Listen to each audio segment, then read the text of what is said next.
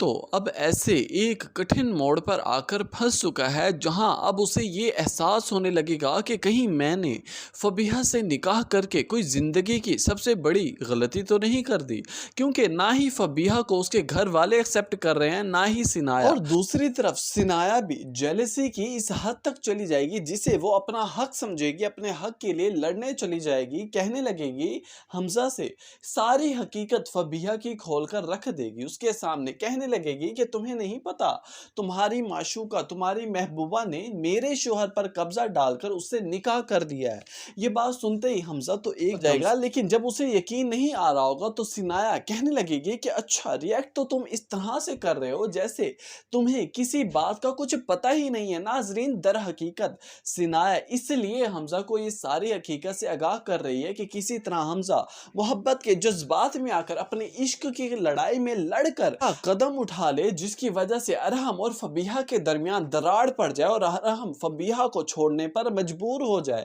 لیکن یہ در حقیقت تو سنایا کی بھی غلط فہمی ہے، بلکہ خوش فہمی بھی کہہ سکتے ہیں۔ اور دوسری طرف گھر میں لگاتار تماشے لڑائیاں دیکھ کر ارحم اب اتنا زچ آ چکا ہے کہ اب وہ چیخنے چلانے پر مجبور ہو جائے گا۔ ہادیہ کا رویہ دیکھ کر اسے اب طیش آنے لگے گا، کہنے لگے گا کہ آخر تمہارے ساتھ مسئلہ کیا ہے؟ جب سنایا ہوتی تھی تمہیں اس سے مسئلہ ہوتا تھا، اب فبیہہ اس گھر میں تمہیں اب اس سے مسئلہ، چاہتی کیا ہو تم؟ کی یہ جلی کٹی باتیں سن کر ہادیہ اپنے جذبات پر قابو نہ رکھ پائے گی، بلکہ رونا کرلانا پیٹنا شروع کر دے گی، گھر چھوڑ کر جانے کی دھمکیاں دینے لگے گی۔ ناظرین، دوسری طرف جیسے ہی ارحم کی ملاقات ہوگی سنایا سے کہنے لگے گا کہ کب تم گھر واپس آؤ گی بچوں کو لے کر؟ میں تم سے کتنی بار معافی مانگوں، کتنی بار التجا کروں؟ یہ بات سنتے ہی سنایا کہنے لگے گی کہ ارحم، اب تو تم بھول ہی جاؤ کہ میں اب اس گھر میں واپس دوبارہ آؤں گی، اپنے بچوں کو دو ماؤں کے درمیان نہیں بانٹ سکتی، نہ ہی میں انہیں سوتیلی ماں کا روپ دکھانا چاہتی۔